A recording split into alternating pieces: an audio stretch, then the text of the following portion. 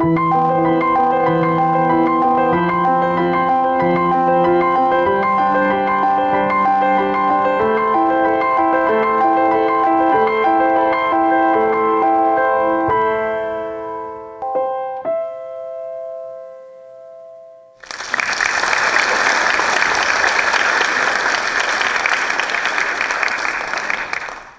so to begin, I want to tell you that I have aberrant thoughts in my head. I don't think like most of us do. People tell me, Blaine, you spend way too much time thinking about humanity. As a conservation biologist, I look at us as bipedal primates, okay? Part of ecosystems. It's hard to think of us as people and persons. I separate that, and not too many people do that. So I absolutely have aberrant thoughts. I'll give you one great example. I spend an inordinate amount of time thinking about sod. Did he just say sod? Grass? Lawn? Turf? Nah, I'm going home. I'm not going to listen to that. Yeah, I do, though. I call it the green smear. Why do I call it the green smear?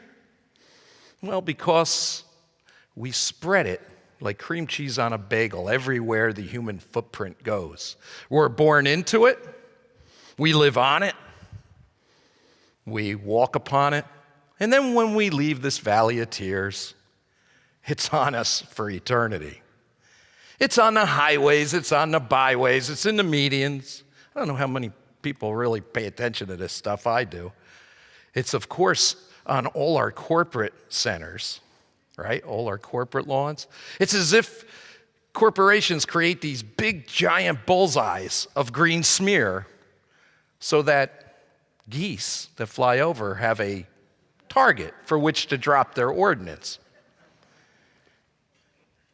Corporations, especially if you're a Fortune 500 corporation, you gotta put your headquarters on top of the highest prominence in the land, and then take all the forest away and drown it in an ocean of green smear. Probably my favorite place to see the green smear is these athletic field complexes, these you know them, right? They're popping up like weeds. We don't even need any grass anymore because we have artificial turf. We don't need grass. We don't need carbon sequestration. And of course, those black-throated blue warblers, all these wildlife images you see, I've taken throughout the Garden State. And animals like this and plants, they can go find another place to live. We all know that little Johnny and Jimmy, they need to be able to play t-ball at age 3. We live with it. It's everywhere in our lawns. We have to have it. It's in our DNA. It's as if we were born to have green. Who amongst us doesn't think that you haven't won the race to the top, status amongst your peers, if you can't put a giant green wall of smear in front of the horizon where behind that wall is your house somewhere? Hey, maybe you'll put an Alberta spruce or a non-native Japanese jack pine somewhere in the neighborhood. Hey, Robin's got to have a place to live. I got to think, I'm doing something good for nature. Okay. The sod industry. We've created a whole industry, the agribusiness of sod, creating areas to put Kentucky bluegrass into the mix, right? And what for? What's their main purpose? What's their major client? Well, of course, the golf courses. 30% of that industry goes so that, us bipedal hominids, we can go out and the little white ball into that little tin cup as fast as we can. Oh, that's a good use of time, as opposed to maybe reforesting somewhere, huh? Okay, so cut it out now, I know. But my point is, the metaphor is, I just drove home, is that if you look at the contiguous United States and you put all the green smear in one area, if you plopped it in one spot, how much land would it cover? Would you be surprised to realize it would cover the entire state of Texas? Oh, I forgot.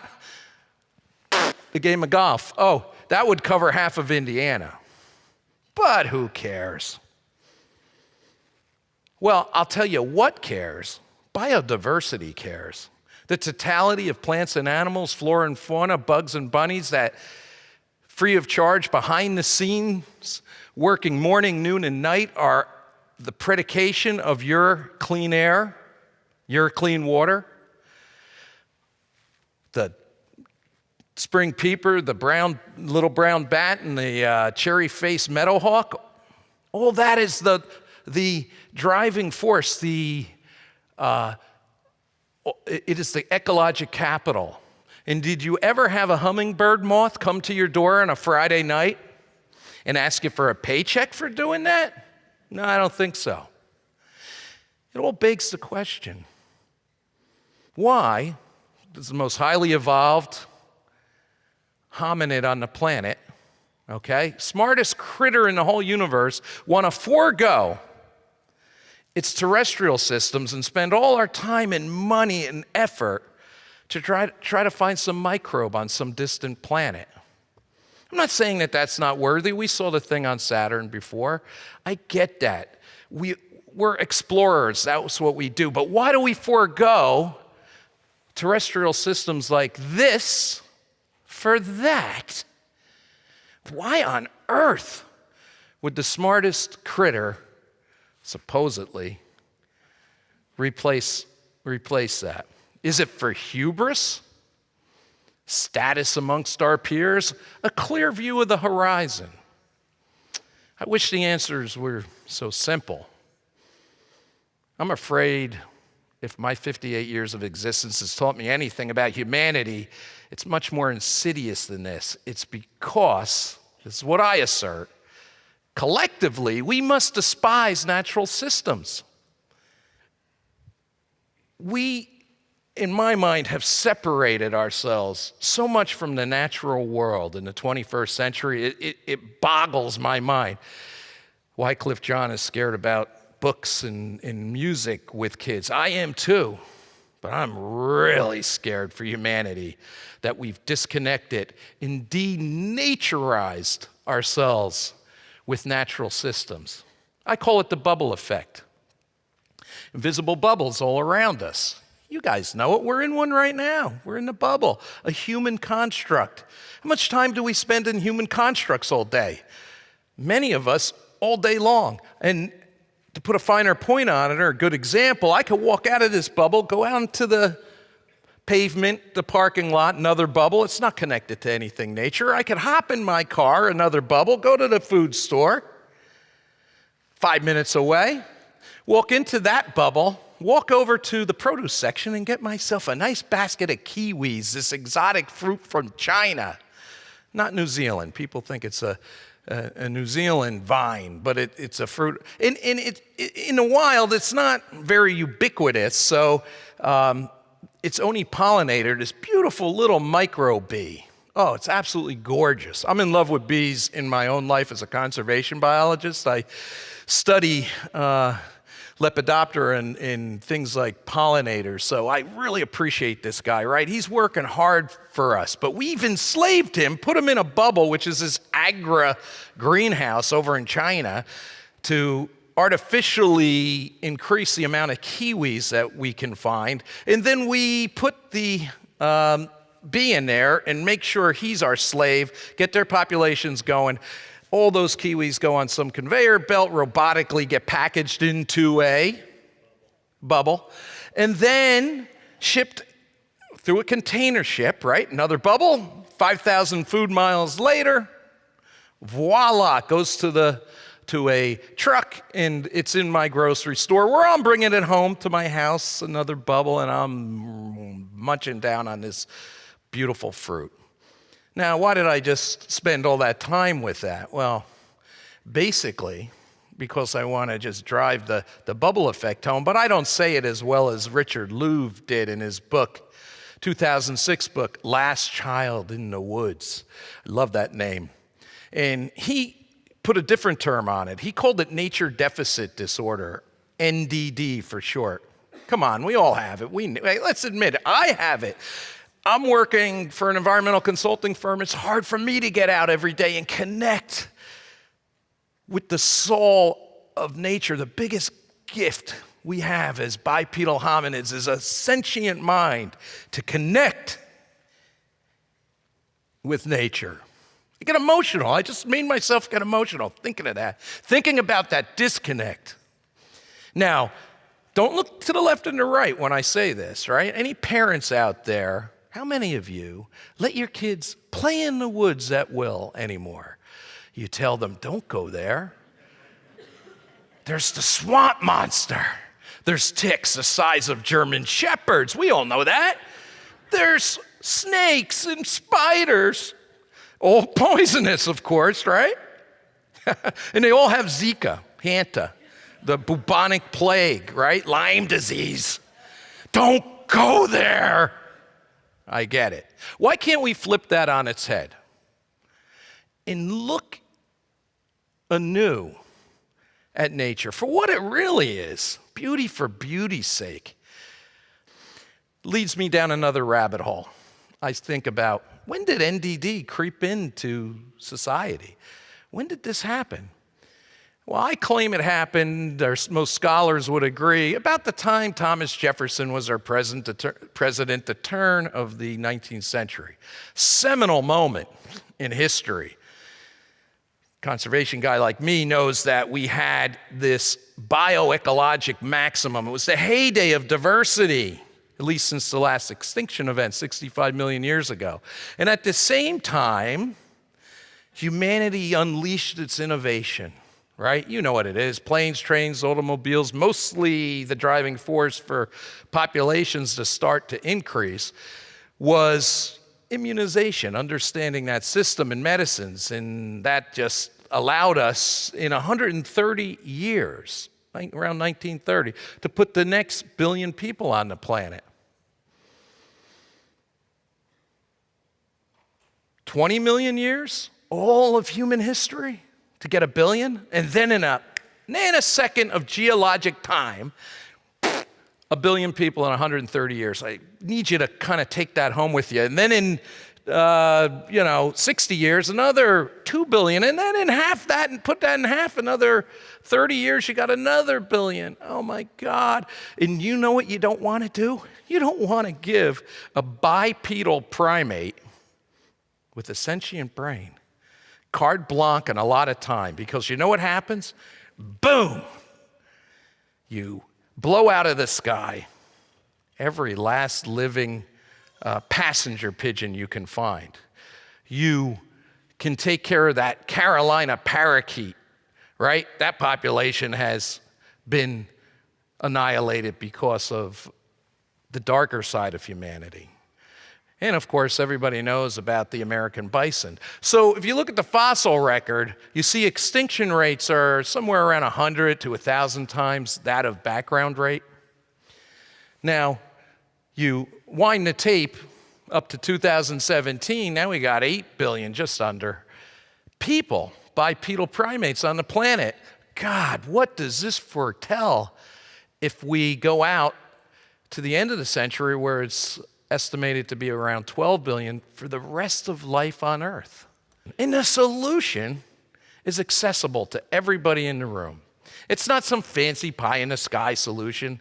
It's real. It takes a little acknowledgement that these truths are self-evident, that you face this race to the bottom between population and species exiting stage left at such an accelerated rate now. If you come to that realization, maybe you'll take my solution seriously. I hope you do.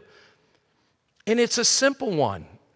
It's simply rewild it, and they will come. When I say rewild, I mean if you have 1/10 of an acre, 20 acres, 100 acres, doesn't matter. Doesn't even matter if you own land. Get involved with somebody who does and restructure your backyard. Get off the green smear.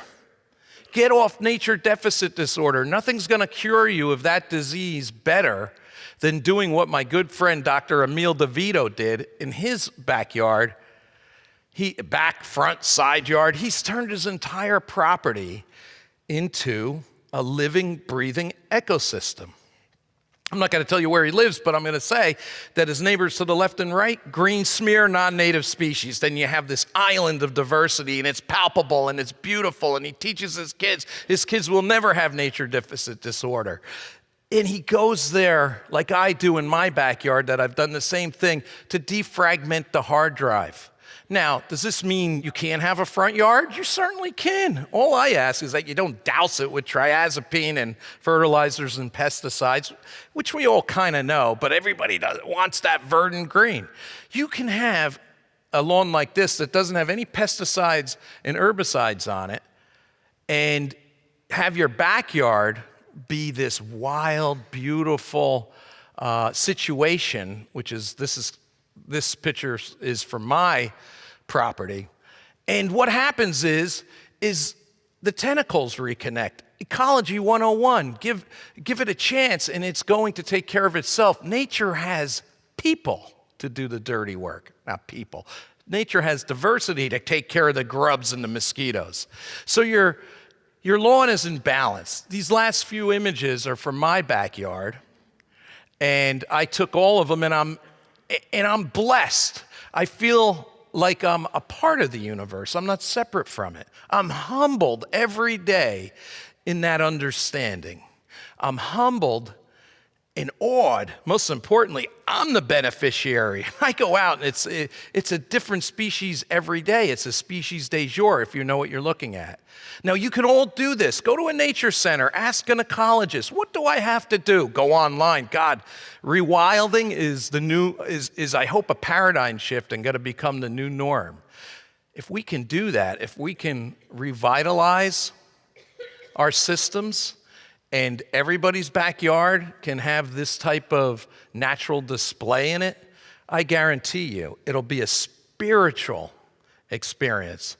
I guarantee you will be freed from pretense. You won't care what your neighbors think because you got a place to go now that's living and you're part of the solution. 200 years of land use degradation, you are a real part of that.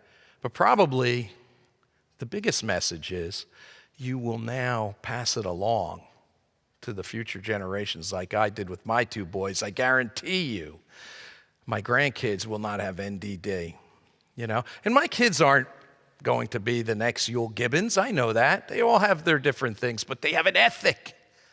They have a land ethic, and it's beautiful. And to summarize the message is you give nature an inch, right? It's going to take a yard, hopefully a backyard, then maybe a park. And that reconnection will leave you in your place in time much better off. I thank you for your time.